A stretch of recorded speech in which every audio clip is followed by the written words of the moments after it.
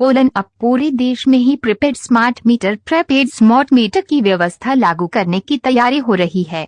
दरअसल बिजली मंत्रालय पावर मिनिस्टर ने सरकार के सभी केंद्रीय मंत्रालयों को सलाह दी है कि वो अपने प्रशासनिक नियंत्रण वाले संगठनों को प्रीपेड स्मार्ट मीटर लगाने का निर्देश दें।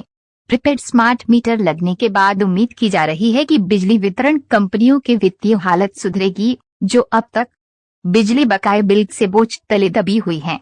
जितना पैसा उतनी बिजली प्रीपेड मीटर ठीक उसी तरह से काम करता है जैसे प्रीपेड मोबाइल, मतलब जितना पैसा उतनी बिजली। हालांकि देश के कई हिस्सों में प्रीपेड मीटर का इस्तेमाल होता है जिसे रिचार्ज करना होता है। केंद्र सरकार के दफ्तरों में प्रीपेड मीटर लगने के बाद इसे देश भर में लागू किया जाएगा। सभी बिजली उपभोक्ताओं के घरों में प्रीपेड स्मार्ट मीटर लगा दिए जाएंगे।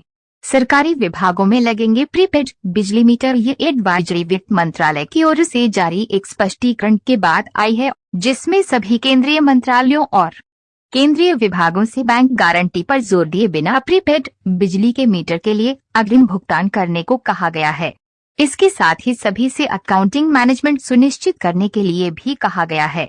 बिजली मंत्रालय के मुताबिक सभी सरकारी विभागों में प्रीपेड स्मार्ट मीटर न केवल बिजली वितरण कंपनियों डिस्कॉम्स को वित्तीय स्थिरता के रास्ते पर लाने और एनर्जी एफिशिएंसी को बढ़ावा देने में सरकार की कोशिशों को सुनिश्चित करने में महत्वपूर्ण साबित होगा, बल्कि राज्यों के लिए भी इसी तरह की व्यवस्था तैयार करने को लेकर एक मॉडल के रूप में काम करेगा।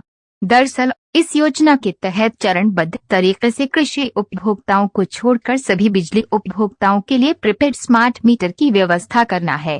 केंद्र और राज्य सरकारों के सभी विभागों सहित शहरी और ग्रामीण स्थानीय निकाय और सरकारी बोर्ड और निगमों में प्रीपेड स्मार्ट मीटर लगाने को प्राथमिकता दी जाएगी।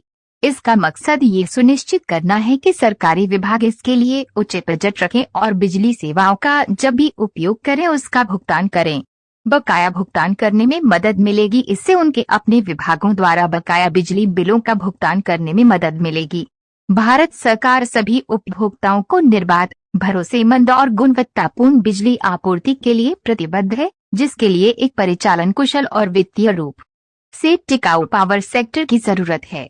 डिस्कॉम्स को अक्सर सबसे जरूरी लेकिन पावर सेक्टर में सबसे कमजोरी कड़ी के रूप में देखा जाता है, क्योंकि वैल्यू चेन के सबसे निचले हिस्से में उनकी खस्ताहाल वित्तीय हालत का असर ऊपर की ओर आता है।